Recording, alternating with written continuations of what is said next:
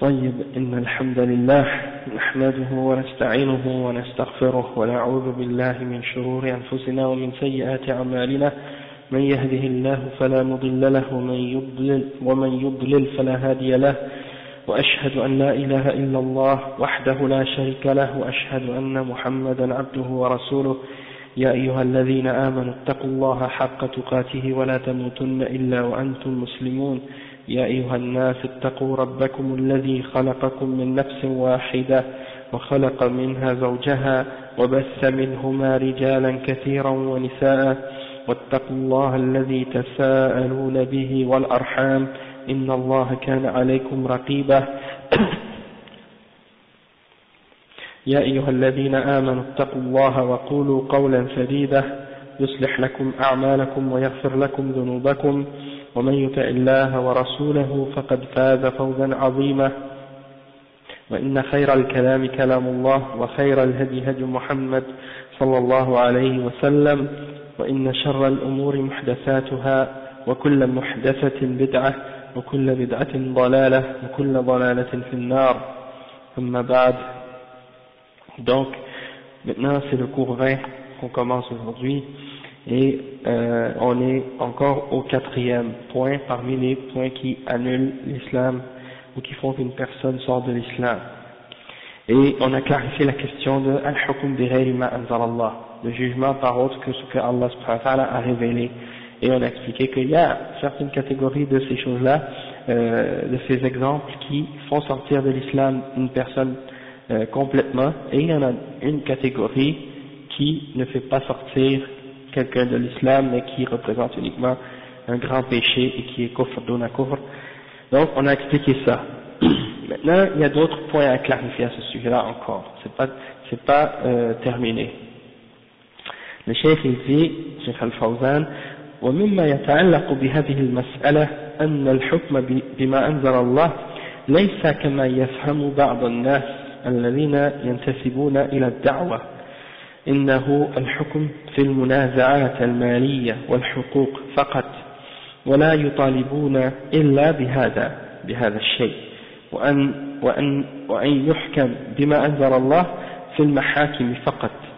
نعم هذا حق، يجب أن يحكم بما أنزل الله في الخصومات التي تجري في المحاكم، وأن تحل الخصومات والمنازعات بين الناس بالشريعة، ولكن ليس الأمر قاصرا على هذا، بل يجب الحكم بما أنزل الله في العقائد التي هي أهم شيء، فأهم شيء العقيدة والناس مختلفون فيها، فلا بد أن يحكم بينهم بما أنزل الله فتبين لهم العقيدة الصحيحة من العقيدة الباطلة. أما أن يقال دعوا الناس على ما هم عليه من العقائد ولا تنفر الناس وكل له عقيدته، فهذا لا يجوز وهو كلام باطل. ومن أجاز أن يختار كل إنسان العقيدة التي يريدها وأن الناس أحرار في الاعتقاد فهذا يرتد عن دين الإسلام. Le cheikh explique un point maintenant au sujet du fait de juger par autre que la loi d'Allah subhanahu wa ta'ala, ou du fait de juger selon la loi d'Allah subhanahu wa ta'ala. Il dit qu'on a expliqué maintenant tout à l'heure les règles qui ont rapport à al-hukm bima anzalallah wa al-hukm bi ghayri ma anzalallah. Maintenant le cheikh il dit que cette question-là c'est pas comme les gens s'imaginent. Le fait de juger par ce qu'Allah a révélé, ça se limite pas uniquement à ce que les gens comprennent aujourd'hui. La plupart des gens, quand tu parles du fait de juger selon la loi d'Allah, ils pensent que ça se limite uniquement aux dirigeants d'un pays, ou que ça se limite uniquement à un juge dans un tribunal, ou que ça se limite uniquement aux questions qui ont rapport avec les disputes, quand c'est des questions qui ont rapport avec les biens, et quand c'est des disputes qui ont rapport avec les droits des individus, ils croient que ça se limite uniquement à ces choses-là. D'accord? Et il y a parmi les gens qui se prétendent être de la da'wa, ou qui prétendent faire de la da'wa, ils pensent ou ils se concentrent uniquement sur le fait de juger par la loi d'Allah dans ces questions-là seulement. Et le cheikh, il dit qu'ils croient que le jugement selon la loi d'Allah, c'est uniquement dans les tribunaux, puis dans la cour, et les trucs qui ont rapport avec les choses judiciaires et les trucs de ce genre.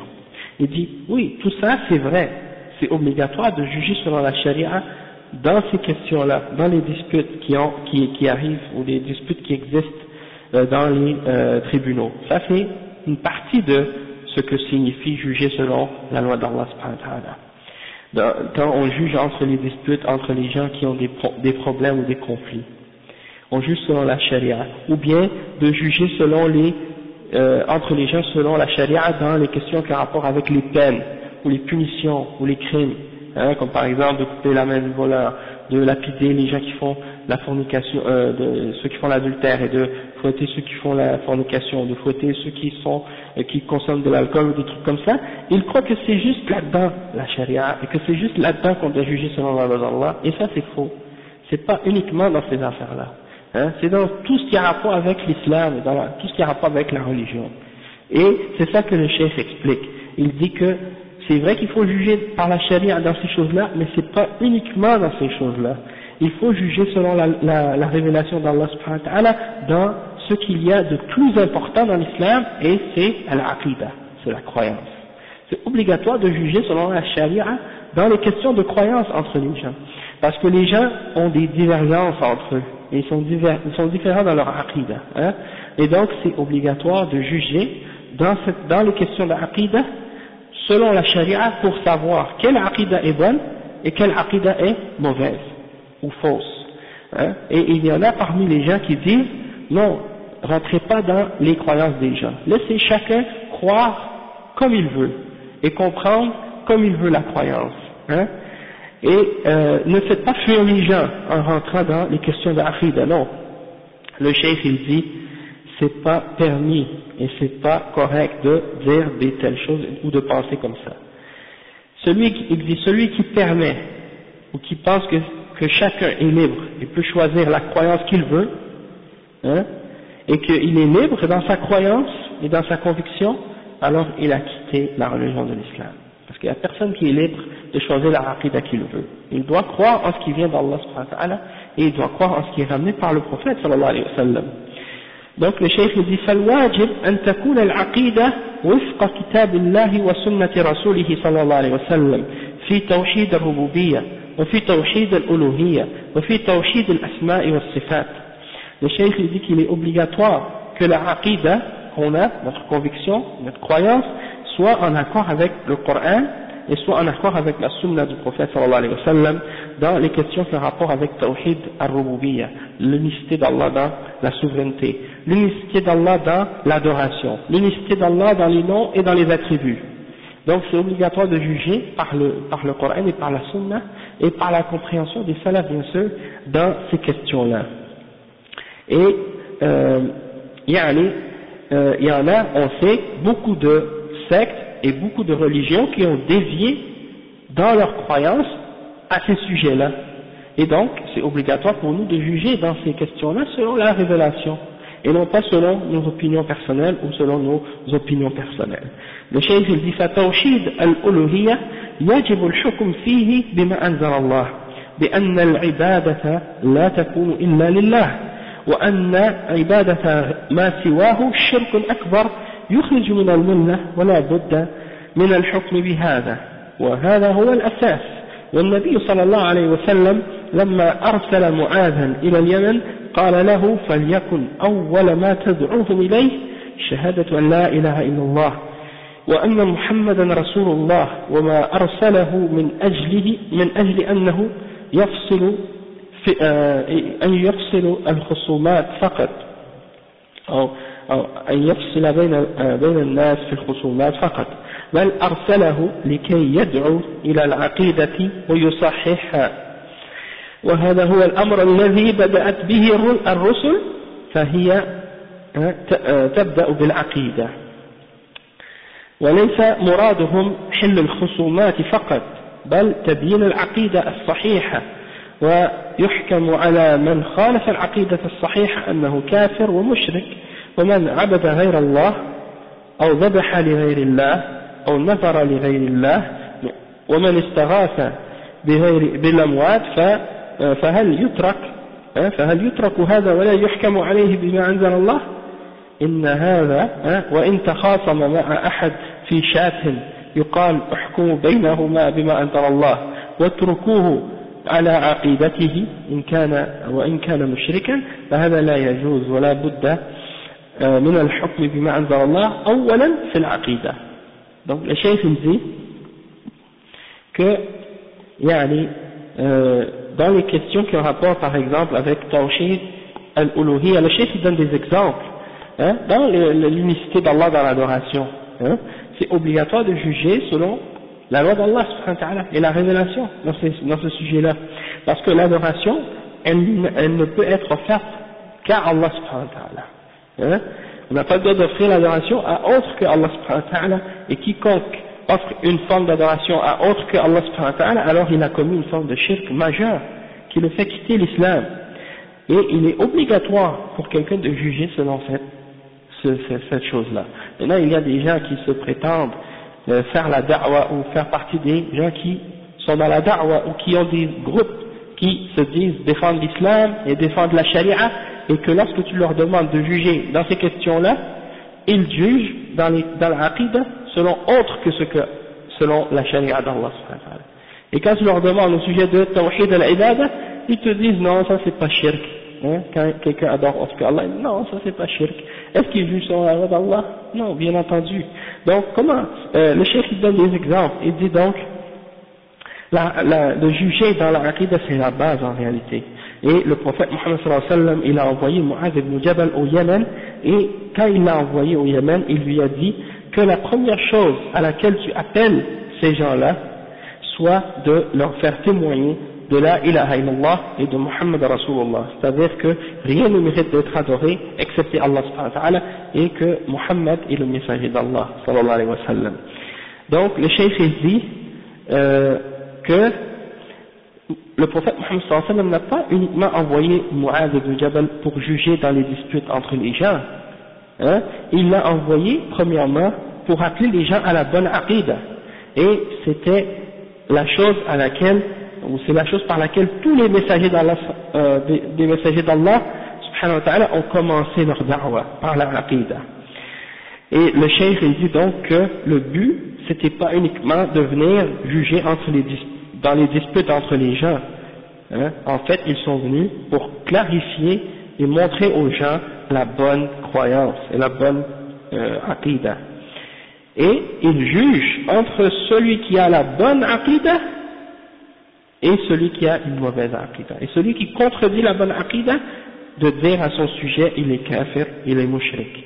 Et quiconque adore autre que Allah subhanahu wa ta'ala, comme par exemple qui égorge un animal ou sacrifie un animal pour une idole ou pour un saint ou pour une tombe ou pour autre que Allah subhanahu wa ta'ala, qu'il est mushrik, ou bien qu'il fait un vœu pieux pour autre que Allah subhanahu wa ta'ala, ou bien qui cherche le secours, qu'il appelle au secours quand il est en détresse, il a un malheur, il crie au secours, et au lieu d'appeler Allah subhanahu wa ta'ala, il appelle quelqu'un qui est mort dans sa tombe, un saint ou un wali, et il lui demande de l'aider. Ça c'est un exemple de shirk. Et il y a des gens dans ces questions-là, ils ne jugent pas selon la loi d'Allah subhanahu wa ta'ala. Si tu leur demandes qu'est-ce que vous dites au sujet des gens qui font ces choses-là, ils vont vous dire oh non, ça c'est pas shirk, c'est juste une erreur que les gens font, puis ils ne disent pas la vérité à ce sujet-là. Ils ne jugent pas selon la charia d'Allah à ce sujet-là, ils jugent selon leur passion et leur désir. D'accord? Donc le cheikh il dit, comment ça se fait, comment on peut comprendre que si des gens se disputent entre eux au sujet d'un mouton ou d'une chèvre, les gens vont dire jugeons selon la charia d'Allah. Puis quand tu parles des questions qui ont rapport avec l'adoration et l'aqidah, tu dis non, laissez-le croire en ce qu'il veut, et ne jugez pas sa aqidah, laissez-le comme il est, même s'il est mushrik.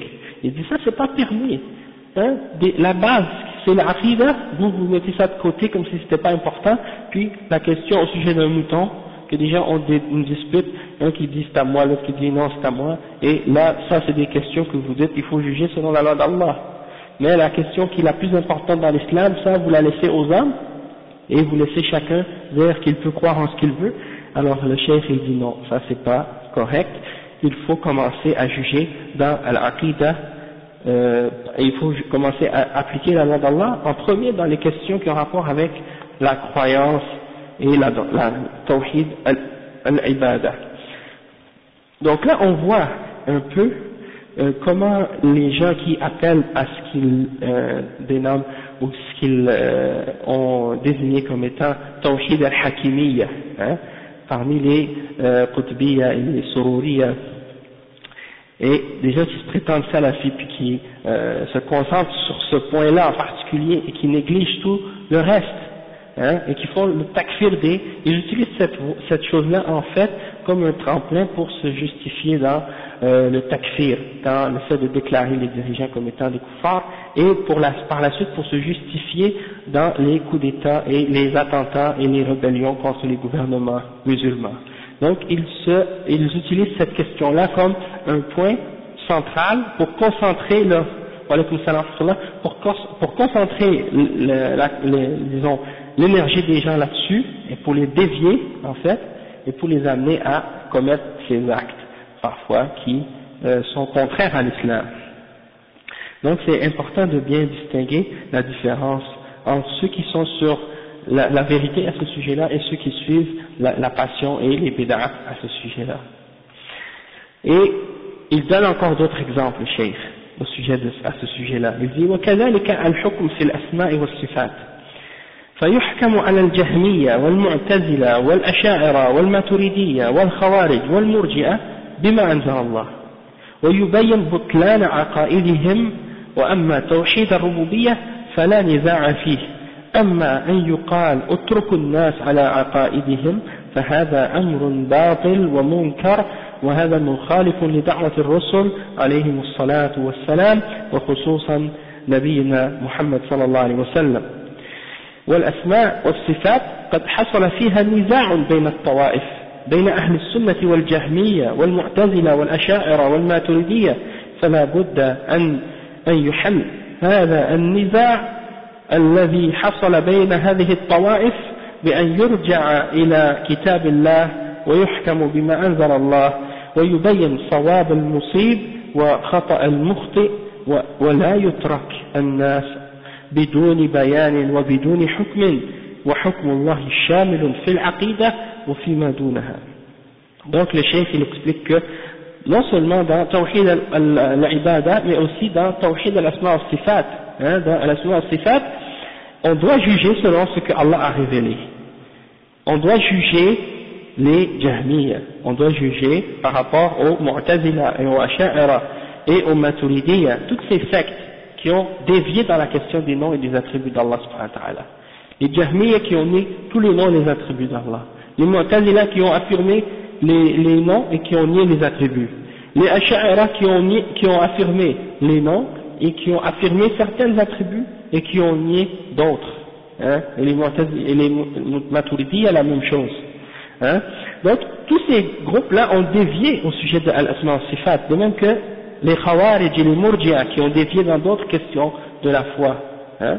Donc on doit juger entre ces sectes selon ce qu'Allah a révélé pour déterminer qui a raison et qui a tort, hein, pour déterminer qui est sur la vérité et qui est sur l'erreur, et de ne pas dire qu'il faut laisser chaque personne croire en ce qu'il veut ou de la façon qu'il veut.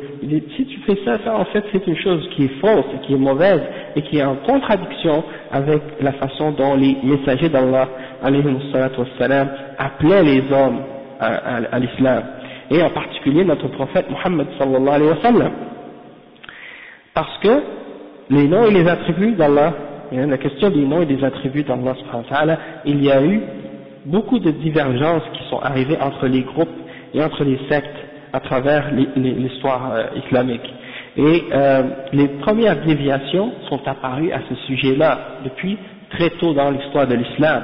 Hein, des gens ont dévié à ce sujet-là. Et donc c'est important de clarifier le verdict de la vérité de l'islam à ce sujet-là, et de distinguer entre les gens de la sunna et les autres qui ont dévié de la sunna, comme par exemple ceux qu'on a mentionnés, les Jahmiya, les Mu'tazila, les Asha'ira et les Maturidiyya. Il faut ramener toutes ces divergences entre eux qui sont apparues à travers ces groupes, et parmi ces groupes, et de les ramener au Coran et de les ramener à la sunna pour qu'on puisse juger entre ces différentes bid'ah et toutes ces différentes positions selon ce que Allah a révélé, pour savoir qui a raison et qui a tort, et qu'on ne laisse pas les gens sans leur clarifier le verdict d'Allah subhanahu wa ta'ala, car le verdict d'Allah subhanahu wa ta'ala il est complet pour tous les aspects de la vie. Donc comment on pourrait dire que Allah n'a pas jugé ou n'a pas tranché dans les questions qui ont rapport à ce qui est de plus important? Allah subhanahu wa ta'ala il nous a envoyé un messager, et ce messager-là il nous a appris tout ce qu'il y a d'important dans la vie, et même les choses les plus quotidiennes, les choses qui sont les plus simples de la vie, même comment par exemple quand on va aux toilettes, quand on va faire nos besoins, comment se laver. Le prophète sallallahu alayhi wa sallam il n'a même pas négligé ça. Donc comment on pourrait dire que s'il a clarifié toutes ces choses-là, il ne va pas clarifier ce qu'il y a de plus fondamental dans la religion, c'est-à-dire la croyance en Allah subhanahu wa ta'ala et la croyance en ses noms et en ses attributs, qu'il aurait laissé à chaque personne penser et dire à ce sujet-là ce qu'il veut et ce qu'il pense. Si on allait jusqu'à dire ces choses-là, ce serait certes absurde.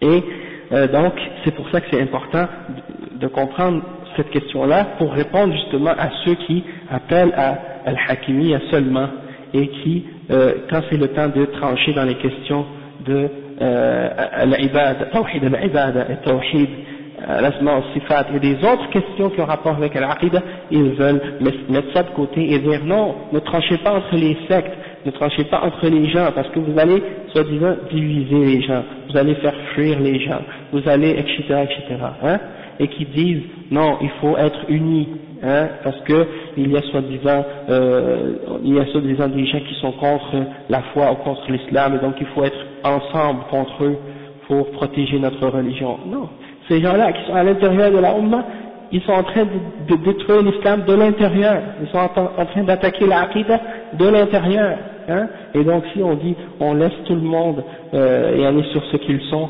en train de croire ou de suivre juste parce qu'ils se disent musulmans, eh bien c'est bien entendu que ça va amener au désordre et à la corruption dans notre religion. Donc le fait de juger selon la loi d'Allah subhanahu wa ta'ala, c'est pas uniquement dans les questions de jugement dans les tribunaux, mais en premier dans les questions de Aqidah.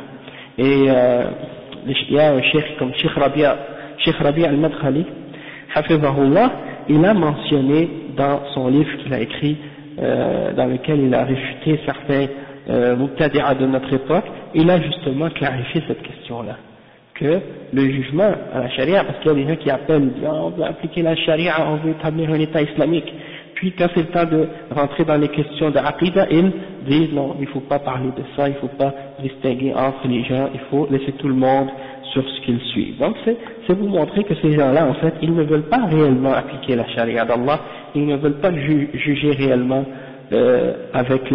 par rapport à la révélation d'Allah subhanahu wa ta'ala. Après le cheikh dit وكذلك لا بد من تحكيم الشريعة في العبادات لأن هناك عبادات تتمشى على الكتاب والسنة وهناك عبادات محدثة ليس لها أصل في الكتاب والسنة فهذه بدع يجب بيان بطلانها وقد بينه صلى الله عليه وسلم وفصل فيه فقال من عمل عملا ليس عليه أمرنا فهو رد وقال صلى الله عليه وسلم وإياك ومحدثات الأمور فإن كل محدثة بدعة وكل بدعة ضلالة فلا بد من تطبيق حكم الله عز وجل في العبادات فما وافق الكتاب والسنة فهو صحيح وما خالف الكتاب والسنة فهو باطل ولا يجوز التساهل في هذا الأمر والتغاضي عنه وأن يقال اتركوا الناس لا تنفروهم فنقول نحن لا ننفر ولكننا نريد الخير للناس ونريد أن يرجعوا إلى الصواب وإلى الحق لأن هذا أصلح لهم في دنياهم وآخرتهم وهذا هو الاجتماع الصحيح أما إذا تركناهم على ما هم عليه من بدعة وشرك وتعطيل لأسماء الله وصفاته فهذا غش للأمة. والنبي صلى الله عليه وسلم يقول الدين النصيحة قلنا لمن يا رسول الله قال لله ولكتابه ولرسوله ولأئمة المسلمين وعامتهم. Le cheikh dit qu'il est obligatoire également de juger selon la charia d'Allah dans les questions d'adoration, parce qu'il y a des adorations qui sont en accord avec le Coran et la Sunna, et il y en a d'autres adorations qui sont innovées, qui ne font pas partie de la religion, qui ont été inventées. Et ces adorations-là, elles n'ont aucun fondement dans le Coran ni dans la Sunna. Et donc, il est obligatoire de clarifier leur fausseté et de montrer qu'elles ne sont pas vraies, que ce sont des innovations, des bid'a. Et le prophète sallallahu alayhi wa sallam a clarifié ces choses-là très clairement dans la Sunna. Et il l'a expliqué, comme par exemple al-Mawlid Nabawi, le fait de célébrer la naissance du prophète sallallahu alayhi wa sallam.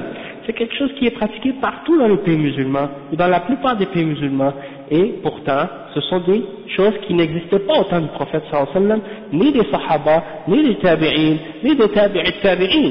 Et c'est des choses qui ont été ramenées à travers les pays musulmans par la suite, par des gens qui voulaient essayer d'imiter les chrétiens qui fêtaient Noël, et donc ils ont amené ça dans les pays musulmans, et ça s'est transmis par la suite à cause de l'ignorance. Mais ça ne fait pas partie de l'islam. Et donc, le prophète sallallahu alayhi wa sallam a dit, celui qui fait une action qui ne fait pas partie de notre religion, elle sera rejetée, elle ne sera pas acceptée par Allah subhanahu wa ta'ala, même si elle est faite avec une bonne intention, même si quelqu'un le fait pour le bien, il pense faire le bien, elle ne sera pas acceptée de lui. Le prophète sallallahu alayhi wa sallam a dit également, faites attention ou prenez garde aux choses nouvelles qui sont inventées dans la religion, parce que toutes ces choses nouvelles sont des innovations, et toute innovation est un égarement. Et ce hadith-là nous explique donc que dans les questions de religion, on n'a pas le droit d'inventer des nouvelles façons de prier ou de jeûner ou d'adorer Allah subhanahu wa ta'ala. Tout ce qui est nécessaire pour nous, pour se rapprocher d'Allah subhanahu wa ta'ala, tout ça, ça a été clarifié par le prophète sallallahu alayhi wa sallam. Et il n'y a rien qui manque dans la religion, tout a été complété. Donc le cheikh dit que c'est nécessaire de juger dans les adorations selon le verdict d'Allah subhanahu wa ta'ala, parce qu'il y a des gens parmi les musulmans qui font toutes sortes d'innovations. Il y a des gens qui font des formes de dhikr, qui sont contraires à l'islam. Et si tu leur dis par exemple, non, qu'est-ce que vous faites, c'est pas correct, parce que c'est pas, le prophète sallallahu alayhi wa sallam ne l'a pas fait comme ça, eux ils vont répondre, ils vont dire, quoi, tu veux nous interdire de faire le dhikr? Non, on ne veut pas vous interdire de faire le dhikr. Le dhikr, ça fait partie de l'islam. Le dhikr, c'est bon. Allah subhanahu wa ta'ala, il a glorifié les gens qui font le dhikr. Mais il y a des manières et des règles à suivre pour faire le dhikr, que Allah, pour que Allah les accepte ou l'accepte, il faut que ça respecte la sunna. Si tu veux faire du dhikr d'une façon qui est contraire à la sunna, Allah subhanahu wa ta'ala ne va pas accepter ton dhikr. Donc c'est pas juste de faire le dhikr, mais c'est de comment tu fais le dhikr. Si tu vas t'asseoir en rond, puis on commence à tous faire ho, ho, ho en rond tous ensemble, ou bien qu'on commence à danser ou à faire de la musique, puis à tourner en rond dans la mosquée, puis on dit que ça c'est du dhikr, on va te demander, mais amène ta preuve.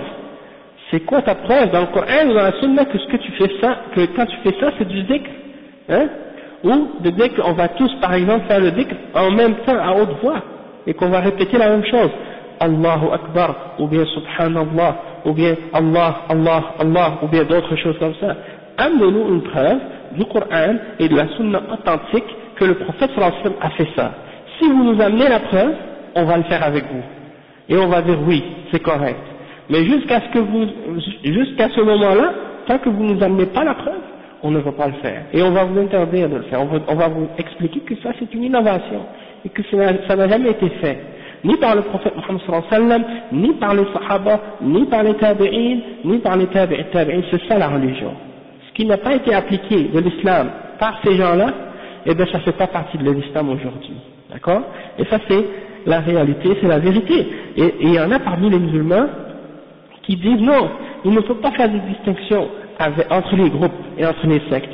Tout le monde ont des divergences, mais c'est correct, c'est permis. Et ça c'est faux. il y a des divergences qui sont basées sur le Coran et sur la Sunna, ou sur une ijma', dans le sens que certains ont compris différemment certaines choses selon les règles, hein, ou bien qui se sont trompés sur certaines questions par ijtihad, ils n'ont pas contredit un texte du Coran ou une Sunna ou une ijma'. Mais il y en a d'autres qui amènent des choses qui sont complètement en dehors et qui veulent appliquer ces choses-là et qui disent non, il y a des divergences, ça c'est une divergence, mais c'est permis de diverger. Non, il y a des limites à la divergence, c'est pas toute divergence qui est acceptable, hein. Et donc c'est permis de diverger si ça fait partie des questions d'ijtihad, mais si ça fait pas partie des questions d'ijtihad et que c'est contraire à un texte du Coran qui est clair, ou une sunna qui est claire, ou une ijma' de la ummah, dans ce cas-là on n'a pas le droit de diverger et ça fait pas partie de ce qui est permis. وليس كل خلاف جاء معتبرا إلا خلاف له وجه من النظر. Et ça c'est une parole des ulama à ce sujet-là. C'est pas toute divergence qui est acceptable. C'est uniquement une divergence qui a une base, dans le sens que elle est basée sur, disons, quelque chose qui a une référence dans la charia, hein, et non pas n'importe qui amène une divergence selon son opinion personnelle ou selon ses passions. Donc, il faut juger dans ces questions-là selon la charia, selon le Coran et la Sunna. Allah subhanahu wa ta'ala, il dit فَإِن تَنَازَعْتُمْ فِي شَيْءٍ فَرُدُّوهُ إِلَى اللَّهِ وَالرَّسُولِ إِن كُنتُمْ تُؤْمِنُونَ بِاللَّهِ وَالْيَوْمِ الْآخِرِ. Si vous divergez en quoi que ce soit, ramenez-le à Allah et à son messager, si vous croyez vraiment en Allah et au jour dernier.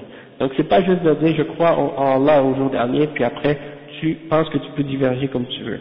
Le cheikh il dit il n'est pas permis de prendre ça à la légère, hein, et de dire laissez les gens faire ce qu'ils font et ne les faites pas fuir, hein, ou de dire nous on veut pas faire fuir les gens, laisser chaque personne faire ce qu'il veut. Il dit nous on veut pas faire fuir les gens, on veut uniquement le bien pour les gens. Et on veut que les gens reviennent à ce qui est correct et à ce qui est vrai. Ici dans les mosquées, j'ai remarqué une chose, souvent les frères, il y a des conflits de génération, entre les jeunes et les vieux. Il y a des jeunes qui ont, par exemple, appris certaines choses et qui ont des conflits avec ceux qui sont plus âgés, qui ont appris des choses différentes. Et ils savent pas comment trancher parfois, hein. Et c'est pour ça que, dans des questions comme ça, il faut retourner au Coran et à la Sunna. Et à ce que les salafs ont suivi. C'est pas de dire, par exemple, ok, on va vous permettre de faire ça un jour, puis nous un autre jour on va faire ce qu'on veut. Si toutes les mosquées revenaient au verdict du Coran et de la Sunna et jugeaient selon ce qu'Allah a révélé, il n'y aurait plus de conflits dans les mosquées. Il n'y aurait plus de problèmes dans les mosquées. Il n'y aurait plus de problèmes parce que on ramène tous nos conflits et nos désaccords au Coran et à la Sunna et à l'exemple des salaf salih. Mais, étant donné qu'on s'imagine que de juger selon la révélation d'Allah, c'est uniquement dans les questions des tribunaux, puis dans les cours et dans les questions par rapport avec les dirigeants et les juges, on pense que dans les mosquées, par la suite, on peut juger entre nous comme on veut et faire ce qu'on veut. Hein. Celui qui pense que de faire ça c'est correct, il veut le faire parce que la majorité est d'accord. Puis, quand c'est une minorité qui n'est pas d'accord, parce qu'ils sont moins nombreux, ils n'ont pas le haqq. Alors que ça n'a rien à voir. Hein? La vérité, c'est pas par rapport à la quantité des personnes qui veulent faire quelque chose, ou au petit nombre ou au grand nombre. La question c'est est-ce qu'ils ont la preuve avec eux, et est-ce qu'ils font, c'est en accord avec le Coran et la Sunna et la voie des salafs, ou bien c'est en contradiction. Si c'est en contradiction, il faut l'interdire, il faut arrêter de le faire et revenir à la vérité.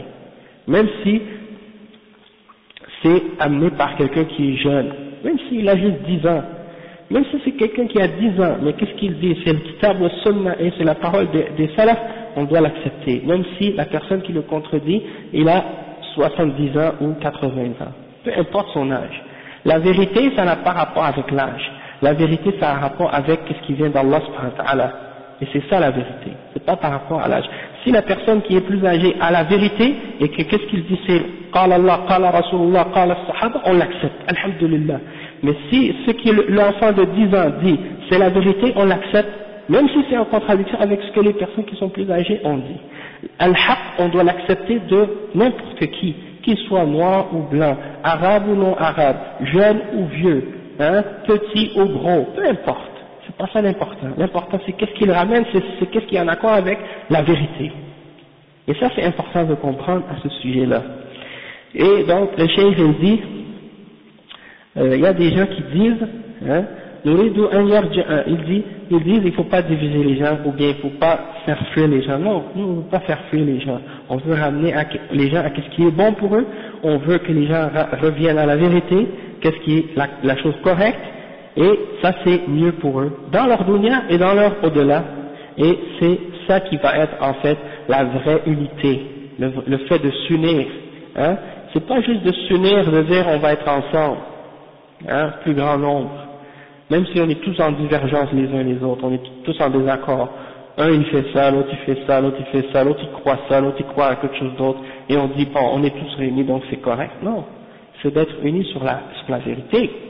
C'est pas n'importe quelle union. Et le cheikh il dit donc si on laisse toute personne faire ce qu'il veut, celui-là il fait une bid'a, celui-là il fait un shirk, celui-là il nie les attributs d'Allah, celui-là il nie les noms d'Allah subhanahu wa ta'ala, donc on a trahi la ummah. On a menti, on a trahi la ummah si on a fait ça. Et le prophète sallallahu alayhi wa sallam il nous dit qu'il faut être sincère. Il a dit la religion c'est an-nasiha, c'est-à-dire qu'il faut être sincère premièrement envers Allah subhanahu wa ta'ala. Les sahaba ont dit envers qui au messager d'Allah an-nasiha? Le prophète sallallahu alayhi wa sallam a dit premièrement envers Allah, ensuite envers son livre, ensuite envers son messager, ensuite envers les musulmans, les dirigeants musulmans et ensuite envers tous les musulmans. Donc c'est une question de sincérité envers Allah, hein, de respecter le droit d'Allah, de respecter le droit du prophète sallallahu alayhi wa sallam, et de respecter et d'être sincère envers les dirigeants musulmans et envers tous les musulmans, de leur montrer ce qui est vrai, de dire ce que tu crois vraiment parce que tu crois que c'est la vérité et ce qui vient d'Allah et de son messager. Pas que tu dis quelque chose puis dans ton cœur tu crois le contraire, ou bien que tu veux faire plaisir aux gens et donc tu t'empêches de leur expliquer qu'est-ce qui est vrai. Non, c'est de leur dire telle qu'elle est la vérité pour que les gens arrivent à ce qui est bien, à ce que Allah aime, et c'est ça le but. وكذلك التحاكم إلى الله في الأمر بالمعروف والنهي عن المنكر لأن الله أمر بطاعته ونهى عن معصيته فيكون الناس يتركون ولا ينكر عليهم ولا يؤمرون ولا ينهون فهذا من تعطيل حكم الله تعالى.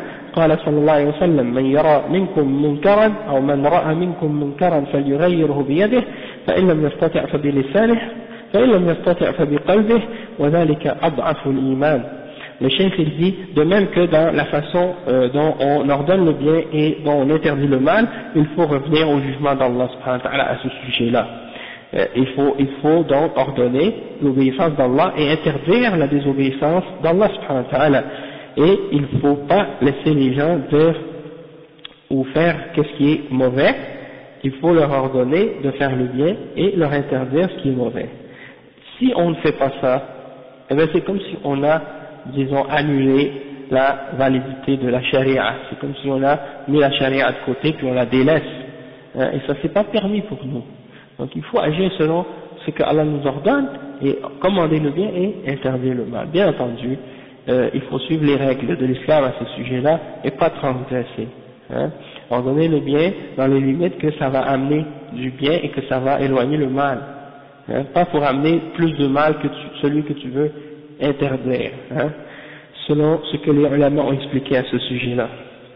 Et le prophète sallallahu alayhi wa sallam a dit, quiconque voit un munkar, quelque chose de haram ou de mal, qu'il le change avec sa main. S'il n'est pas capable, alors qu'il le change par sa langue. S'il n'est pas capable, alors qu'il le change par son cœur, et ça c'est le minimum de la foi. D'accord? Donc, par la main, c'est le dirigeant qui va changer le mal dans la société par son autorité qu'il a. Ou bien les policiers, ou bien les gens qui ont une autorité légale dans la société, eux ils sont capables de changer le mal par la main parce qu'ils ont cette autorité-là. S'ils le font, ça ne va pas causer plus de désordre, parce qu'ils ont cette permission de le faire. Toutefois, si tu veux changer le mal par ta main, puis que tu sais que ça va amener plus de mal que le mal que tu veux interdire, dans ce cas-là tu dois t'abstenir. De même que changer le mal avec la langue ou avec la bouche, eh ben, c'est en donnant le bon conseil et en expliquant le verdict d'Allah subhanahu wa ta'ala sur les différentes questions. Puis si ça c'est pas possible, alors tu changes par ton cœur. Et ça c'est le minimum. Et tout le monde est capable de le faire ça. Il y a personne qui peut dire je suis pas capable de changer le mal avec mon cœur. Ça veut dire que tu détestes ce mal et que tu espères le changer si tu as la capacité et que tu as l'intention. Hein. Donc ça c'est l'exemple du cœur. Le cheikh il dit فحكم الله يأتي أيضا في أمور المخالفات التي هي دون الشرك والكفر فلا بد من بيان حكم الله فيها ويبين ما هو طاعة وما هو معصية وما هو معروف وما هو منكر ويلزم بذلك ويؤخذ على يد المخالف حتى يسلم المجتمع من الهلاك. أما إذا ترك الأمر بالمعروف والنهي عن المنكر فهذا سبب لهلاك المجتمع جميعا الصالح والطالح. فالناس إذا رأوا المنكر ولم يغيروه يوشك أن يعمهم الله بعقاب من عنده. Le cheikh il dit également il faut aussi juger dans les questions de divergence et des choses sur lesquelles il y a des désaccords qui sont moins graves que le shirk, moins graves que le kufr, qui font juste partie des choses qui sont péchées et qui sont haram. Il faut clarifier le verdict d'Allah subhanahu wa ta'ala au sujet de ces choses-là, de ce qui est halal et ce qui est haram. Il y a des gens qui ne veulent pas qu'on parle de ça. Il y a des gens qui disent vous, quand vous parlez de l'islam, c'est toujours halal, haram, halal, haram, halal, haram, comme si c'est quelque chose de mal. Alors que de savoir ce qui est halal et ce qui est haram, c'est une miséricorde. Si tu sais pas ce qui est halal et ce qui est haram, comment tu vas faire pour t'éloigner de ce qui est mauvais pour toi? Et comment tu vas faire pour faire ce que Allah aime, si tu sais pas ce qui est halal et ce qui est haram? Il y en a qui parlent de ça comme si c'était quelque chose de mauvais, comme si de savoir ce qui est haram c'est mauvais, alors qu'au contraire, si tu sais pas ce qui est halal et ce qui est haram, tu vas faire tout ce que tu veux, tu vas tomber dans ce qui est mauvais pour toi. Allah il nous a pas interdit des choses pour nous punir. Il nous a Allah subhanahu wa ta'ala, il nous interdit des choses, c'est pour nous protéger, pour nous éloigner de ce qui est mauvais pour nous. Donc celui qui pense que quand tu clarifies pour les gens ce qui est halal et ce qui est haram, tu veux par exemple leur rendre la vie difficile ou que tu veux faire des problèmes ou des choses de ce genre, non, celui-là il pense, s'il dit ça ou il pense ça, il n'a rien compris de l'islam. Parce que tout ce que Allah nous a interdit c'est parce que c'est mauvais pour nous. Et tout ce qu'il nous a ordonné, c'est parce que c'est bon pour nous. D'accord? Donc, c'est très important de bien comprendre cette question-là. Et celui qui contredit l'ordre du prophète sallallahu alayhi wa sallam et qui fait des péchés, eh bien, il faut l'interdire de faire ce péché-là et le prendre par sa main. Sinon, toute la société va aller à sa perte. Toute la société va aller à sa perte. Donc le cheikh il dit que si on laisse tout le monde faire les péchés qu'ils veulent, eh bien c'est sûr c'est comme un bateau qui coule. Il y a un hadith qui explique ça, l'exemple du bateau, les gens qui sont en haut et d'autres qui sont en bas, et ceux qui sont en bas et qui voulaient aller chercher de l'eau, ils dérangeaient toujours ceux qui étaient en haut, alors ils ont dit on va faire un trou dans le bateau pour prendre de l'eau directement dans la mer. Et les gens d'en haut, et les prophètes sallallahu alayhi wa sallam a dit si les gens d'en haut laisse les gens d'en bas faire le trou, eh bien tout le monde va couler. Donc il faut faire quelque chose pour empêcher justement que le bateau coule, et c'est en ordonnant le bien et en interdisant le mal. Et donc si on ne fait pas ça, mais c'est pas le bateau qui va couler, parce que bien entendu c'est une comparaison que le prophète sallallahu alayhi wa sallam a fait. La réalité c'est que c'est la société qui va couler. Allah va faire tomber un châtiment qui va englober tout le monde, sans faire de distinction entre celui qui est bon ou celui qui est mauvais. Tout le monde va périr. Le cheikh dit ensuite فالحكم بما أنزل الله عام ليس خاصا بمسائل المنازعات والخصومات في الأموال فقط كما يظن بعض الناس. أما أمور العقائد فالناس يتركون كل يختار ما يريد ويبقى على ما يريد. هذا أمر عظيم وخطير جدا. فحكم الله شامل لكل هذه الأمور وما هو أكثر منها. Le cheikh il dit que de juger selon la loi d'Allah subhanahu wa ta'ala, c'est pas quelque chose qui est particulier dans les questions de dispute et des choses qui ont rapport avec l'argent et les biens, comme certains s'imaginent, mais ça concerne toutes les questions en général et aussi les questions de aqidah. C'est pas que c'est juste comme on a expliqué, les choses de la dunya, puis les choses de l'aqidah on les laisse. chacun peut faire ce qu'il veut ou choisir ce qu'il veut. Donc ça c'est une chose très grave, très importante, et c'est très dangereux en fait de mal comprendre cette question-là, et donc il faut comprendre que l'islam comprend toutes les choses, le verdict d'Allah ou le jugement d'Allah comprend toutes choses, et toutes ces affaires-là et plus encore. ويجب على الحكام أن يحكموا بما أنزل الله وهذا من أعمالهم وأن يلزموا الناس بحكم الله. قال تعالى إن الله يأمر أن تؤدوا الأمانات إلى أهلها وإذا حكمتم بين الناس أن تحكموا بالعدل إن الله نعم ما يعظكم به إن الله سميعا بصيرا إن الله كان سميعا بصيرا. هذه في الحكام وفي المحكومين هذه في الحكام وفي المحكومين الآية التي بعدها مباشرة قال تعالى يا أيها الذين آمنوا أطيعوا الله وأطيعوا الرسول وأولي الأمر منكم فإن تنازعتم في شيء فردوه إلى الله والرسول إن كنتم تؤمنون بالله واليوم الآخر ذلك خير وأحسن تأويلا. فهذه في المحكومين فيجب عليهم أن يتحاكموا إلى كتاب الله وسنة رسوله صلى الله عليه وسلم. Donc le cheikh il explique ici, il dit que c'est obligatoire pour les dirigeants, ceux qui dirigent dans les pays musulmans, de juger selon ce que Allah subhanahu wa ta'ala a révélé, et ça fait partie de leur travail. Et ils doivent également imposer aux gens de juger ou leur imposer le jugement d'Allah subhanahu wa ta'ala. Et il mentionne le verset dans Surat An-Nisa, verset 58 dans Surat An-Nisa. Ça dit certes Allah vous commande de rendre les amanat, c'est-à-dire les dépôts, ou au sens large, tout ce qui est dû à autrui, à leur ayant droit, à ceux qui ont droit à ces dépôts-là. Et quand vous jugez entre les gens, de juger avec justice. Quelle bonne exhortation qu'Allah vous fait. Allah est en vérité celui qui entend et qui voit tout. Donc le cheikh il dit que ce verset-là concerne les dirigeants. Ça c'est un verset qui concerne les dirigeants, ça c'est leur responsabilité d'appliquer ça dans leur jugement.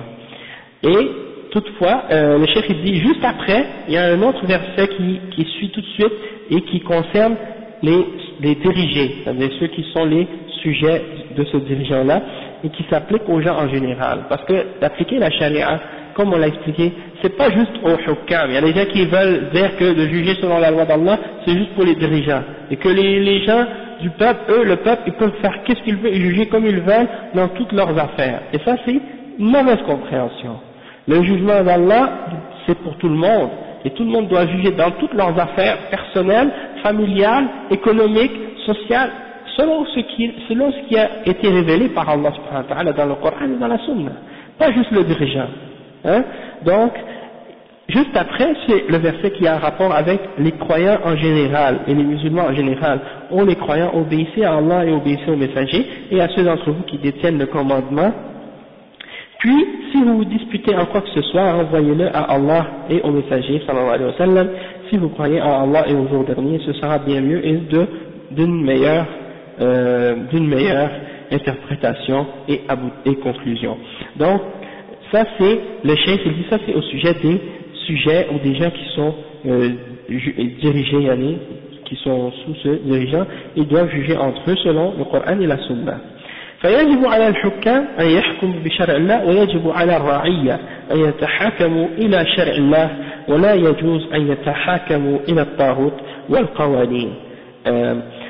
Donc le cheikh dit que c'est obligatoire pour les dirigeants de juger selon la loi d'Allah et c'est obligatoire pour les sujets et les citoyens de juger entre eux dans toutes leurs affaires selon ce que Allah a révélé. Et ils n'ont pas le droit de juger par autre que la loi d'Allah, par les lois faites par l'homme, ou par les coutumes, ou par les traditions, ou par les idéologies, ou par autre chose. Toute autre chose qui est contraire à la loi d'Allah subhanahu wa ta'ala. Donc il y a des gens dans différents pays musulmans, quand ils ont des conflits, qu'est-ce qu'ils font? Ils jugent selon leurs coutumes, ils jugent selon leurs traditions, Ils jugent selon leurs idées personnelles, hein, leurs opinions, hein, pas selon ce que Allah a révélé. Et ça c'est, bien entendu, haram. C'est un grand péché. Et s'ils croient que c'est halal de faire ça, ça peut les faire sortir de l'islam, comme on a expliqué au début. On a clarifié tous les détails à ce sujet-là. Donc, les gens doivent juger quand ils ont un conflit entre eux, par exemple, des musulmans qui sont des musulmans ordinaires, ils ont un problème, ils ont une question dans leur vie personnelle, eh bien, qu'est-ce qu'ils doivent faire? Ils doivent aller et demander aux savants, qu'est-ce que c'est le verdict de l'islam à ce sujet-là? Pas de dire on va juger selon nos traditions, ou selon nos coutumes, ou selon qu'est-ce qui se passe dans nos pays, ou des trucs de ce genre, si c'est contraire à la charia d'Allah. Hein? Et même nous, par exemple, on est ici, par exemple, en France ou au Canada ou ailleurs, si on a des conflits entre nous, hein, on doit essayer de les régler selon ce que Allah a révélé, selon la religion d'Allah entre nous, parce qu'on est des mu'minines. Hein? Donc quand on a un conflit ou un problème, on retourne. Qu'est-ce que Allah dit à ce sujet-là? Qu'est-ce que le prophète sallallahu alayhi wa sallam dit à ce sujet-là? Qu'est-ce que les ulama ont expliqué à ce sujet-là? Puis on revient à la vérité de ce que Allah a demandé. Hein? On ne se réfère pas à d'autres références, on se réfère à nos textes et à notre révélation, à la révélation que Allah nous a donnée. On revient à ça. Hein? Que ce soit pour nous ou contre nous. Que ce soit nous qui avons raison dans ce sujet-là ou que ce soit contre nous, on doit accepter le verdict d'Allah subhanahu wa ta'ala. Et si on faisait ça, et si on suivait ces choses-là, on n'aurait pas de problème. Mais parfois, ça arrive que certaines personnes transgressent, et que certaines personnes suivent leur passion, et que certaines personnes, contredisent, hein, par passion, ou pour une raison ou pour une autre, hein, parce qu'ils désirent de l'argent ou désirent d'autres choses. Et bien dans des cas comme ça, les ulama ils ont permis, dans certains cas, que les musulmans qui ont des problèmes avec quelqu'un, que ce soit un musulman ou un non musulman, tu as un conflit avec quelqu'un sur une question d'argent, quelqu'un t'a pris ton argent, ou il t'a pris quelque chose qui t'appartient, ou refuse de te remettre ce qui t'appartient, ou tu as un conflit avec quelqu'un pour quelque chose de la dunya, tu t'en vas dire au kuffar, écoutez, moi j'ai un problème avec cette personne, il faut que vous tranchiez entre nous, et je veux reprendre mon droit qui m'appartient, parce que cette personne, elle refuse tout ce qui est raisonnable, elle refuse tout ce qui est acceptable, hein, et elle est injuste, et tu n'as pas d'autre moyen de reprendre ton bien et ce qui t'appartient, excepté qu'en allant voir les kuffars et leur demander de juger entre vous. Ça c'est permis de faire ça, et ça fait pas partie de juger par le ta'arut, et ça fait pas partie d'accepter une loi qui est contraire à la loi d'Allah subhanahu wa ta'ala. Et les ulama ont été questionnés à ce sujet-là, comme même une fois j'ai posé la question à Cheikh Al-Luhaydan à Médine, quand il est venu Al-Majid Al-Nabawi, je lui ai posé la question. J'ai dit, des fois on est au Canada, il y a des conflits avec des gens, que ce soit des musulmans ou des non-musulmans, et puis on est obligé, par exemple, d'aller à la cour pour reprendre notre droit, ou d'avoir notre droit. Hein? Est-ce que de faire ça, c'est quelque chose qui est haram, et est-ce que ça fait partie de juger par le ta'arut ou des choses comme ça? Et le cheikh a répondu, il a dit, est-ce que vous avez d'autres choix? Vous n'avez pas d'autre choix. Même des fois, c'est des kuffars qui vont vous amener en cours. Hein? C'est pas vous qui allez aller en cours, ou aller demander ça, c'est eux qui vont vous appeler pour dire, bon, vous n'avez pas fait telle ou telle chose, ils vont vous convoquer pour dire, vous devez vous présenter en cours. Dans ce cas, vous n'avez pas le choix, c'est d'autres exemples. Hein? Tant que vous savez que ça, c'est déjà, c'est pas en accord avec l'islam. Mais votre intention à vous, c'est uniquement de reprendre le droit qui vous appartient. Hein? Et vous voulez la justice, et vous n'avez pas d'autre moyen pour le reprendre que ce moyen-là. Alors vous le prenez, et c'est une question qui a rapport avec les nécessités, hein, et dans ce cas-là c'est permis, et ça n'a pas rapport avec de croire au ta'arut ou de juger par autre que la loi d'Allah, ou bien de croire en ce qui est contraire à la loi d'Allah. Ça c'est très important de comprendre ça. Hein. Il y a des gens parfois qui ont des doutes à ce sujet, c'est important de clarifier ça. Même une fois on a posé la question au Cheikh Falah Ismail, à propos d'une question d'une femme, par exemple, son mari l'abat ou il la maltraite et il refuse de la divorcer et elle demande le divorce. Et là, qu'est-ce qu'elle fait? Est-ce que, j'avais posé la question une fois, est-ce qu'elle a le droit par exemple d'aller voir les kuffars et de leur demander de faire un divorce, de le divorcer selon la loi britannique, si on était en Angleterre, et est-ce que ça va compter ce divorce-là, malgré que le mari n'a pas prononcé le divorce? Et le cheikh a dit, dans un cas pareil, oui, elle a le droit d'aller voir les kuffars et de leur faire un divorce, et ils vont faire un divorce, et même si le mari n'a pas déclaré qu'elle est divorcée, ça compte comme un divorce. Et ça fait partie, qu'est-ce qu'il appelle? Il a dit c'est talaq darar, c'est un divorce parce que l'homme il fait du tort à sa femme, et il n'a pas d'autre solution que ça. Il n'a pas d'autre moyen, parce que c'est un homme injuste, qui craint pas Allah subhanahu wa ta'ala, et qui lui fait du tort, et donc, elle fait ça pour se protéger, pour protéger sa religion. Parce qu'il y a des hommes injustes dans ce pays, et il y a des femmes parfois aussi qui sont injustes, et qui ne craignent pas Allah subhanahu wa ta'ala, qui ne s'arrêtent pas à la limite de Qala Allah, Qala Rasulullah sallallahu alayhi wa sallam. Et c'est pour ça que Allah subhanahu wa ta'ala il a révélé les lois et les règles. Mais dans un pays où les lois et les règles d'Allah ne sont pas appliquées, on a le droit d'avoir recours à ces moyens-là pour se sortir de nos difficultés, sinon elle fait quoi la femme, sinon elle fait quoi l'homme? Non, c'est des exemples. La charia est venue avec la justice, et c'est dans le but d'appliquer la justice, d'accord?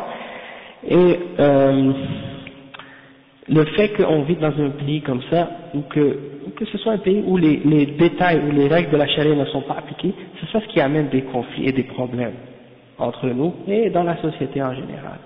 Et c'est pour ça que si on veut vraiment le succès et on veut régler nos problèmes, il faut retourner au verdict d'Allah subhanahu wa ta'ala et de son messager sallallahu alayhi wa sallam pour avoir le succès dans cette dunya et dans l'akhirah. D'accord? Mais comme par exemple, ici, quand on a des problèmes dans le mariage, divorce, problèmes économiques, ou tout autre problème de ce genre, on n'a pas d'autre, on est pris toujours dans plein de problèmes. Et c'est pour ça que c'est toujours important de penser à aller vers un pays où les musulmans pourront vivre dans leur religion et appliquer les règles de leur religion et ne pas être soumis aux lois des non-musulmans qui sont contraires à la charia. Parce que ça amène une série de complications et c'est un cercle vicieux qui finit jamais. Et c'est là-dedans qu'on est maintenant. On est en train de tourner en rond comme ça pour essayer de sortir de nos problèmes. Puis en fait, quand on regarde la situation des musulmans en général, on voit que on s'éloigne, il y a beaucoup de musulmans qui s'éloignent de plus en plus de l'islam, à cause du fait qu'ils sont loin justement d'un contexte où les règles de la religion sont appliquées. Donc c'est très important. Le cheikh il dit que donc il n'est pas permis de juger selon le Tarot et les lois faites par l'homme, et que la référence ultime c'est la charia qu'on doit prendre comme référence. Et il mentionne le verset 60 à 61 dans Surat An-Nisa. Alam tara ila alladhina yaz'umuna annahum amanu bima unzila ilayka wa ma unzila min qablik يريدون أن يتحاكموا إلى الطاغوت وقد أمروا أن يكفروا به ويريد الشيطان أن يضلهم ضلالا بعيدا وإذا قيل لهم تعالوا إلى ما أنزل الله وإلى الرسول رأيت المنافقين يصدون عنك صدودا. وسبب نزول هذه الآية كما هو معلوم أنه حصلت خصومة بين رجل من المنافقين الذين يزعمون أنهم مسلمون وبين يهودي، فقال اليهودي نتحاكم إلى محمد صلى الله عليه وسلم لعلمه أن محمد صلى الله عليه وسلم لا يأخذ بالرشوة، وقال المنافق نتحاكم إلى كعب بن الأشرف اليهودي لأنه يأخذ الرشوة، ومع زعمه أنه مؤمن فأنزل الله هذه الآية ألم تر إلى الذين يزعمون أنهم آمنوا بما أنزل إليك وما أنزل من قبلك يريدون أن يتحاكموا إلى الطاغوت، وهو كعب بن الأشرف وغيره ممن يحكم بغير ما أنزل الله. فكل من حكم بغير ما أنزل الله متعمدا فهو طاغوت، والطاغوت من الطغيان وهو الخروج عن الحق وقد أمروا أن يكفروا به ويريد الشيطان أن يضلهم ضلالا بعيدا وإذا قيل لهم تعالوا إلى ما أنزل الله وإلى الرسول رأيت المنافقين يصدون عنك صدودا وإلى إلى قوله فلا وربك لا يؤمنون حتى يحكموك فيما شجر بينهم فيحكمون الرسول صلى الله عليه وسلم في حياته ويحكمون ما جاء به من الكتاب والسنة بعد مماته ثم لا يجدوا في أنفسهم حرجا مما قضيت ويسلموا تسليما. Donc le cheikh il explique que Allah subhanahu wa ta'ala dans ce verset là il dit: n'as-tu pas vu ceux qui prétendent croire en ce qu'on a fait descendre vers toi, prophète, et à ce qu'on a fait descendre avant toi. Ils veulent prendre pour juge le Tarout, alors que c'est en lui qu'on leur a commandé de ne pas croire. Mais le diable veut les égarer très loin dans l'égarement.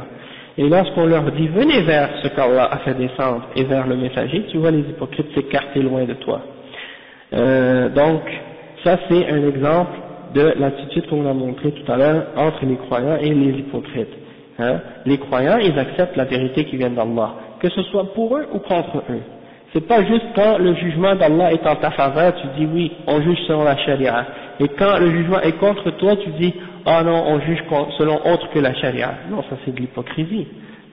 Tu dois accepter le verdict d'Allah, même que quand c'est contre toi, quand c'est pour ou contre toi. Les non-musulmans ici, les gens qui ne sont pas musulmans, en France ou ailleurs, quand ils vont devant la justice de leur pays, est-ce qu'ils disent j'accepte juste la justice si c'est en ma faveur et quand c'est contre moi je l'accepte pas? Ils n'ont pas le choix de l'accepter, que ce soit pour ou contre eux. Mais nous, c'est pas juste une question de quelque chose qu'on nous impose, c'est quelque chose qu'on doit accepter par croyance et par foi en Allah subhanahu wa ta'ala.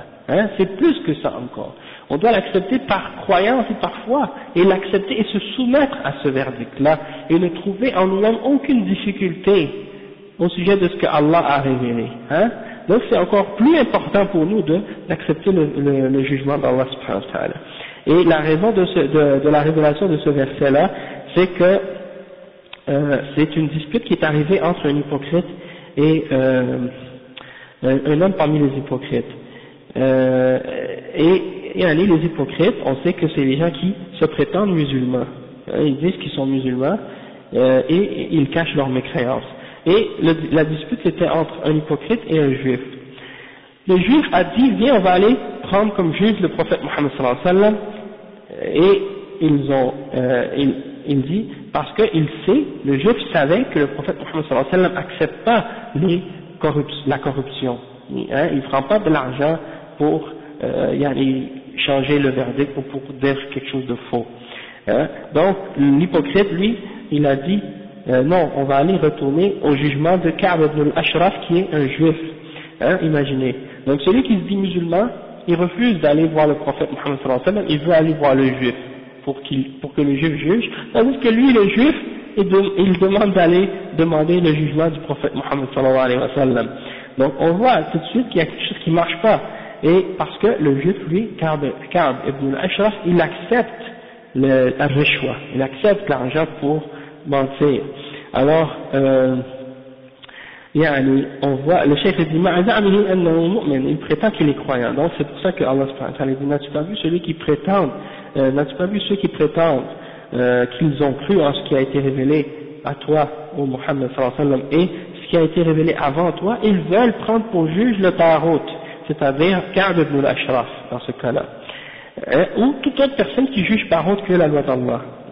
Donc toute personne qui juge par autre que la loi d'Allah, intentionnellement, le chef dit qu'il est un Tarout. Et le Tarout, ça vient de At-Tughyan.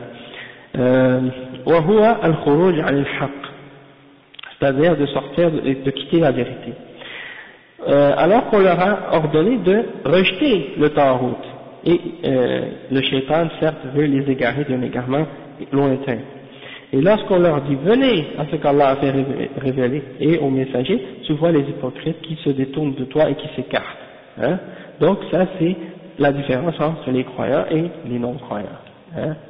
Et on a expliqué tout à l'heure la différence entre le kufr akbar et le kufr asghar, que celui qui le fait par désir pour quelque chose de l'argent ou pour quelque chose de la dunya ou par passion, que et qui ne rend pas ça halal, ou qui ne croit pas que c'est permis, ou que c'est meilleur que la charia, que lui il n'est pas kafir. On a expliqué ça tout à l'heure, donc pas besoin de rentrer dans les détails à ce sujet-là, c'est juste pour faire comprendre que il y a le kufr akbar et le kufr asghar, et donc ça peut dépendre selon l'attitude ou la situation de la personne ou son état. Et ensuite Allah a dit non, certes, ils ne seront pas croyants, par ton Seigneur ils ne seront pas croyants tant qu'ils ne t'ont pas pris comme juge dans leur dispute entre eux. Donc que le verdict soit pour ou contre toi, tu n'es pas un croyant si tu n'as pas accepté ce verdict-là, et que tu n'as pas trouvé aucune difficulté quand tu as entendu ce verdict qui vient d'Allah et de son messager, que ce soit pour ou contre toi, parce que ça fait partie de la foi de l'accepter, parce que ça vient d'Allah subhanahu wa ta'ala. Et فَيُحَكِّمُونَ الرَّسُولَ صلى الله عليه وسلم, donc les croyants ils prennent le prophète sallallahu alayhi wa sallam comme juge durant sa vie, et après la mort du prophète sallallahu alayhi wa sallam ils reviennent au Coran et à la Sunna pour avoir le verdict, et ils ne trouvent en eux-mêmes aucune difficulté ou insatisfaction de ce qui aura été décrété, et ils vont s'y soumettre en complète et en totale soumission. فيجب على المسلمين حكاما ومحكومين أن يحكموا أن يحكموا وأن يتحكموا إلى شرع الله سبحانه وتعالى ولا يستبدلوه بغيره، ولا يقال الحكام نحن نخشى من الدول الكبرى وهذا شيء يفرضونه علينا، فهذا لا يجوز لهم لأنهم مسلمون يجب عليهم التزام الإسلام، فعندهم في الأعراف الدولية أن لا تتدخل دولة في شأن دولة أخرى في سياستها الداخلية، وهذا في حكمهم هم. أما حكم الله عز وجل فإنه لا طاعة لمخلوق في معصية الخالق، ولكن إذا رجعنا إلى أنظمتهم وجدنا أنه لا يجوز عندهم أن تتدخل دولة في أنظمة دولة أخرى وشؤونها الداخلية، فكيف يقول هؤلاء نحن مفروض علينا؟ فهذا لا يجوز أبدا للحاكم المسلم أن يخضع لغير حكم الله سبحانه وتعالى. الله جل وعلا يقول لنبيه صلى الله عليه وسلم أن احكم بينهم بما أنزل الله ولا تتبع أهواءهم واحذرهم أن يفتنوك عن بعد ما أنزل الله إليك، وهذا خطاب يشمل كل حاكم من حكام المسلمين بعد الرسول صلى الله عليه وسلم. Le cheikh explique un point ici qui est important. Il dit que c'est obligatoire pour les musulmans, qu'ils soient des dirigeants ou qu'ils soient des sujets, qu'ils jugent selon ce que Allah a révélé et qu'ils prennent la charia comme juge, et qu'ils ne doivent pas la remplacer par quelque chose d'autre. Et les dirigeants ne doivent pas dire on a peur de telle grande puissance ou de tel pays qui est fort, il nous oblige de faire telle chose. Il dit ça, c'est pas permis de dire ça. Il dit pourquoi? Parce qu'ils sont musulmans et c'est obligatoire pour eux de se soumettre à l'islam et de suivre l'islam. Alors il dit, lorsque tu regardes dans les règles, les lois internationales ou les trucs internationaux qui ont été établis par les Nations Unies ou des trucs comme ça, il est écrit dans ces textes-là que un État n'a pas le droit de s'ingérer dans les affaires intérieures d'un autre État. Chaque État est responsable de ce qui se passe à l'intérieur de son État et il ne doit pas s'ingérer dans la façon dont tu gères ton État. Donc, le cheikh dit ça, c'est leur loi, dans leur loi à eux. Mais nous, dans notre religion, on doit juger selon ce que Allah a révélé, et on ne doit pas obéir à une créature dans la désobéissance du Créateur. Toutefois, même quand on retourne à leur système et à leurs organisations, on voit que dans leurs écrits, dans leurs déclarations, ils disent eux-mêmes qu'un pays n'a pas le droit de se mêler de la façon dont un État gère ses affaires intérieures. Donc, il n'y a pas d'excuse pour un dirigeant de dire, par exemple, on nous a forcé de faire ça, ou des choses de ce genre. Donc le cheikh il dit, ça c'est pas permis de faire ça, et le dirigeant musulman ne doit pas se soumettre à autre qu'au verdict d'Allah subhanahu wa ta'ala, et Allah subhanahu wa ta'ala a dit à son messager sallallahu alayhi wa sallam et jugez entre eux selon ce que Allah a révélé et ne suivez pas leur passion et prenez garde qu'ils tentent de vous écarter ou de vous faire dévier d'une partie de ce que Allah vous a fait descendre ou a fait descendre sur toi. C'est-à-dire même d'une petite partie. Fais attention pour pas qu'il te fasse détourner. Donc, ça c'est le chef il dit que ça c'est un verset qui s'adresse au prophète sallallahu alayhi wa sallam et qui s'adresse à tous les dirigeants, parmi les dirigeants musulmans qui viennent après le prophète Mohammed sallallahu alayhi wa sallam. Et donc, il doit faire preuve de courage et de force et de conviction. Hein? Et peu importe les pressions ou peu importe qu'est-ce que les médias vont faire comme mauvaise publicité et essayer d'amener l'opinion publique à les détester et à salir leur image et leur réputation. Ça, de nos jours, c'est ça ce qui se passe. Par exemple, même dans les pays de Koufr maintenant, les koufars, ils disent, vous avez la liberté religieuse, hein? Vous avez la liberté d'expression, vous avez la liberté de religion et d'expression et de pensée. Toute personne a le droit d'exprimer ses opinions et ses convictions sans avoir aucune crainte de représailles ou autre chose. Hein? Ça, c'est ce qu'ils disent dans la déclaration. Maintenant, quand quelqu'un parmi les musulmans fait ça et qu'il enseigne sa religion, ben, bien entendu, ils sont obligés de respecter ce qui est écrit dans leur déclaration. C'est leur déclaration à eux. On leur a pas demandé d'écrire ces déclarations-là, c'est eux qui l'ont écrit eux-mêmes. Mais, qu'est-ce qu'ils font par la suite? Ils utilisent les médias et d'autres moyens pour faire de la pression ou pour salir l'image des gens qui enseignent la réalité de l'islam. Donc, nous, alhamdulillah, on fait ce qu'Allah nous a ordonné, que ça leur plaise ou que ça leur plaise pas. Hein? Et les mauvaises publicités ou les saletés qu'ils disent, les mensonges qu'ils inventent, ça ne doit pas t'empêcher de dire qu'est-ce qui est à dire à propos de la religion d'Allah. Il ne faut pas avoir peur de qu'est-ce qu'ils disent.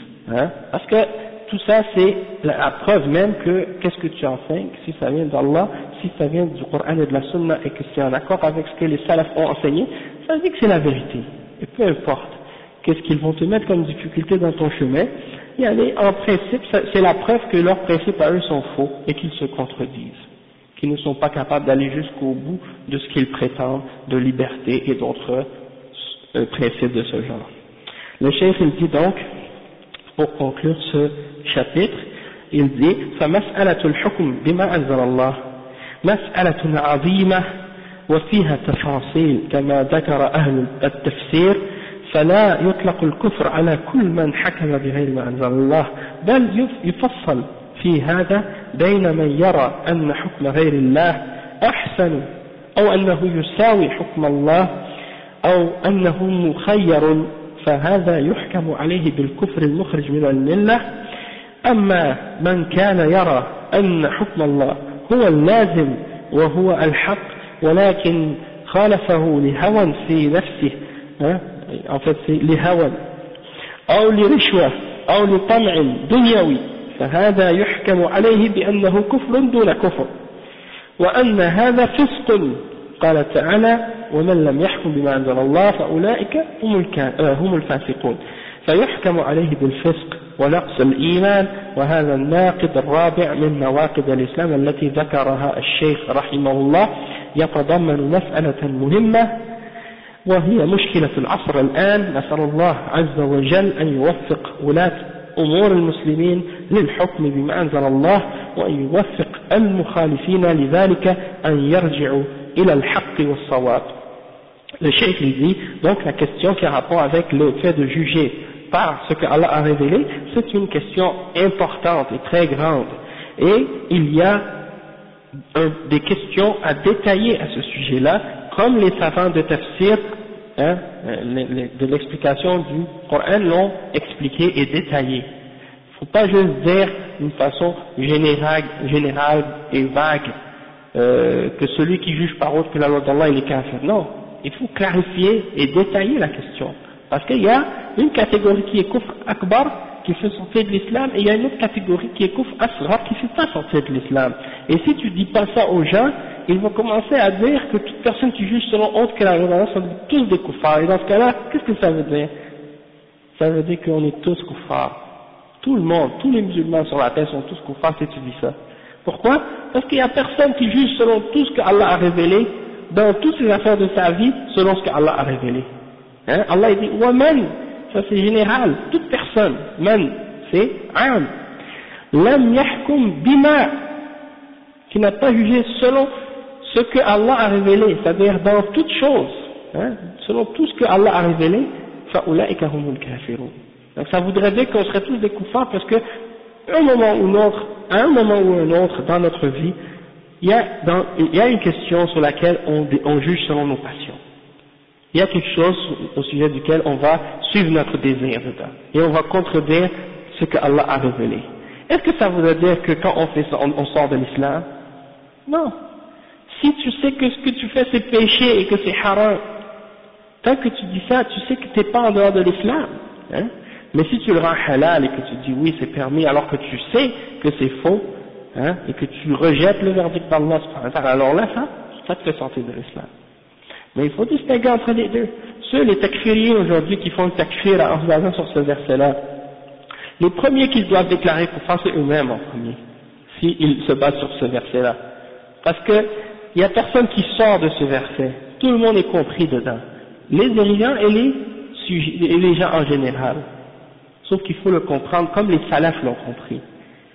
Hein? Il faut le comprendre comme les salafs l'ont compris. Et les salafs, ils ne l'ont pas compris comme les khawarij. C'est pour ça que le cheikh il dit, on ne doit pas rendre le verdict du kufr absolu sur toute personne qui juge par autre que ce que Allah a révélé. Il faut détailler et clarifier la question. Celui qui dit que le jugement d'autre qu'Allah est meilleur, ou que c'est égal, et celui qui dit que le jugement d'autre que la loi d'Allah est meilleur que le jugement d'Allah, ou égal au jugement d'Allah, ou que tu as le choix, ou que c'est permis de juger par autre que la loi d'Allah, ça c'est un kufr qui te fait sortir de l'islam complètement. Hein?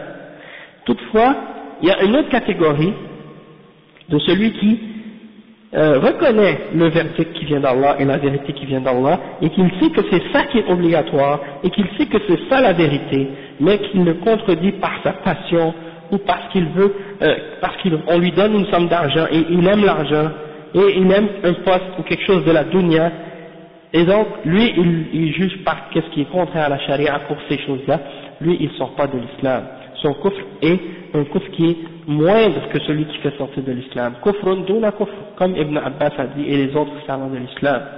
Et c'est un fisq duna fisq, hein, c'est un péché qui est, c'est-à-dire une opposition ou une désobéissance à Allah qui n'est pas une opposition au fondement de la foi et au fondement de l'ordre. Hein. Donc, il mentionne le verset وَمَنْ لَمْ يَحْكُمْ بِمَا أَنزَلَ اللَّهُ فَأُولَٰئِكَ هُمُ الْفَاسِقُونَ. Celui qui ne juge pas selon ce que Allah a révélé, alors ceux-là sont les fasiqun. Et on a expliqué dans les premiers cours que le kufr, le shirk et le fisq, tout ça, ça se divise en deux. Il y a le kufr akbar et le kufr asghar, le shirk akbar et le shirk asghar, et le fisq akbar et le fisq asghar, et ce qui est akbar te fait sortir de la foi, et ce qui est asghar ça ne fait pas sortir de la foi. Il faut distinguer entre ces deux choses-là. Et donc le cheikh il dit, celui qui a jugé par contre qu'Allah par sa passion ou pour des choses comme ça, celui-là on ne dit pas qu'il est kafir en dehors de l'islam, on dit qu'il est un pécheur et que sa foi est faible. Hein? Et ça donc c'est tout ce qui a rapport avec le quatrième, avec le quatrième point parmi les points qui annulent l'islam d'un individu qui se dit musulman. Et donc le cheikh Mohammed ibn Abdul Wahhab a expliqué ce point-là qui est très important et qui fait partie des problèmes de notre époque actuellement. Et il dit à la fin un doua, il dit on demande à Allah de donner à nos dirigeants musulmans le succès et de leur faciliter ou de les amener à juger selon ce que Allah a révélé. Et on demande à Allah de faire que toute personne qui a contredit à ce sujet-là, de revenir à ce qui est vrai et à ce qui est correct. Hein? et ça c'est une dua, donc amin, on demande à Allah subhanahu wa ta'ala d'exaucer ça, et donc toutes ces questions-là, on voit qu'actuellement il y a des groupes parmi les ilmaniyin, les laïcs, qui contredisent ce point-là, ce quatrième naqid. Eux les laïcs, ils sont en opposition avec ce fondement-là, et donc ils ont contredit la foi de l'islam, ils sont sortis de l'islam. Bien entendu, il faut faire attention, comme on a expliqué, s'ils sont ignorants, parce que la plupart c'est des ignorants. La plupart de ces gens-là qui se disent musulmans laïcs, c'est des juhal. Et donc il faut qu'on leur fasse da'wa, il faut qu'on leur explique l'islam. Il faut leur enseigner l'islam par les fondements et par la base. Hein. Et il y en a parmi eux qui ont eu des éducations soufis qui viennent leur bagage islamique est rempli de choses contraires à l'islam, dans leurs croyances, dans leurs pratiques, plein de bid'a, plein de mauvaises compréhensions, plein de superstitions, de sihr et d'autres choses, et des croyances en d'autres choses qui sont en opposition avec l'islam. Donc ces gens-là, ils sont rentrés dans la laïcité sans même comprendre la réalité de l'islam, tu vois. Et j'ai mentionné dans mon livre L'Islam ou l'intégrisme, à la fin il y avait dans le passage sur la laïcité, j'ai mentionné des exemples de certains musulmans qui dans les pays musulmans sont devenus soi-disant laïcs, et quand tu regardes leur éducation et leur entourage, tu vois que c'est des gens qui n'ont aucune connaissance des bases de la religion. Donc ces gens-là, il faut leur enseigner la religion et leur expliquer les bases. Bien entendu, s'ils rejettent la vérité par la suite et ils persistent dans leur position après qu'on leur ait clarifié l'islam, les bases de l'islam, et bien là c'est autre chose. Et dans ce cas-là, bien entendu, ils seront bien entendu des kuffars ou des mushrikin selon leur situation. Wallahu a'lam. Subhanakallahumma wa bihamdik, ashhadu an la ilaha illa ant, astaghfiruka wa atubu ilayk.